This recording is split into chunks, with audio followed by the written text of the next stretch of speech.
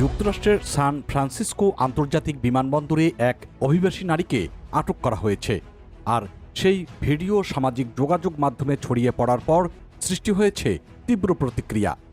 স্থানীয় রাজনীতিবিদরা এই ঘটনাকে উদ্বেগজনক বলে মন্তব্য করেছেন, যদিও এটি সরাসরি সাম্প্রতিক সরকারি সিদ্ধান্তের সঙ্গে যুক্ত নয় বলে জানিয়েছে মার্কিন কর্তৃপক্ষ। ভিডিওতে দেখা গেছে এক নারী কান্না করতে করতে চিৎকার করছেন, আর ফেডারেল কর্মকর্তারা তাকে মাটিতে চেপে ধরে হাত করা পরানোর চেষ্টা করছেন। পাশে তার শিশুটি দাঁড়িয়ে ঘটনাটি দেখছে এবং কান্না করছে। আর এই দৃশ্য দ্রুত ভাইরাল হয়ে জনমনে ক্ষোভের জন্ম দেয়। যুক্তরাষ্ট্রের ডিপার্টমেন্ট অফ হোমল্যান্ড সিকিউরিটি জানিয়েছে, আটক হওয়া নারী অ্যাঞ্জেলিনা লোপেজ হিমেনেজ এবং ওয়েন্ডি গডিনেজ হিমেনেজের বিরুদ্ধে 2019 সাল থেকে গুয়াতেমালায় ফেরত পাঠানোর চূড়ান্ত নির্দেশ ছিল। সেই নির্দেশ কার্যকর করতেই এই পদক্ষেপ নেওয়া হয়েছে। ক্যালিফোর্নিয়ার ডেমোক্র্যাট সিনেটর স্কট উইনার বিমানবন্দরের বাইরে সংবাদ সম্মেলন করে এ ঘটনায় ক্ষোভ প্রকাশ করেছেন।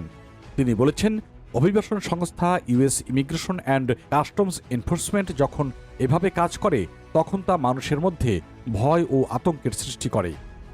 এই ঘটনার সময়টি বিশেষভাবে গুরুত্বপূর্ণ, কারণ প্রেসিডেন্ট ডোনাল্ড ট্রাম্প সম্প্রতি বিমানবন্দরগুলোতে আইসি কর্মকর্তাদের মোতায়েনের ঘোষণা দিয়েছেন। সরকারের আংশিক অচল অবস্থার কারণে নিরাপত্তা কর্মীর ঘাটতি দেখা দেওয়ায় এই পদক্ষেপ নেওয়া হয়েছে। তবে সান ফ্রান্সিসকো বিমানবন্দর কর্তৃপক্ষ জানিয়েছে, তাদের এখানে যাত্রী তল্লাশির দায়িত্ব বেসরকারি ঠিকাদারদের হাতে থাকায় এই অচল অবস্থার তেমন প্রভাব পড়েনি। তারা এটিকে একটি বিচ্ছিন্ন ঘটনা বলে মনে করছেন এবং বৃহত্তর কোনো অভিযানের ইঙ্গিত দেখছেন না। এদিকে ডিএসএস-এর বক্তব্য অনুযায়ী আটক হওয়া নারী বিমানবন্দরের আন্তর্জাতিক টার্মিনালে নেওয়ার সময় পালানোর চেষ্টা করেছিলেন এবং আইনশৃঙ্খলা রক্ষাকারী বাহিনীর সঙ্গে তিনি ধস্তাধস্তি করেছেন। এরপরই তাকে নিয়ন্ত্রণে আনা হয়। তবে ভিডিওতে দেখা গেছে ঘটনাস্থলে উপস্থিত লোকজন কর্মকর্তাদের পরিচয়পত্র দেখতে চাইলে তারা তা দেখাননি। কর্মকর্তারা ইউনিফর্ম পরা ছিলেন না, যা নিয়েও আরও প্রশ্ন উঠেছে। সান ফ্রান্সিসকোর মেয়র ড্যানিয়েল লুই এই ঘটনাকে উদ্বেগজনক বলে মন্তব্য করেছেন।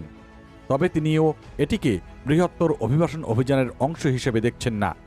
বিশ্লেষকদের মতে এই ঘটনা এমন এক সময় ঘটেছে যখন যুক্তরাষ্ট্রে অভিবাসন নীতি ও আইন প্রয়োগ নিয়ে রাজনৈতিক বিভাজন তীব্র হয়ে উঠেছে।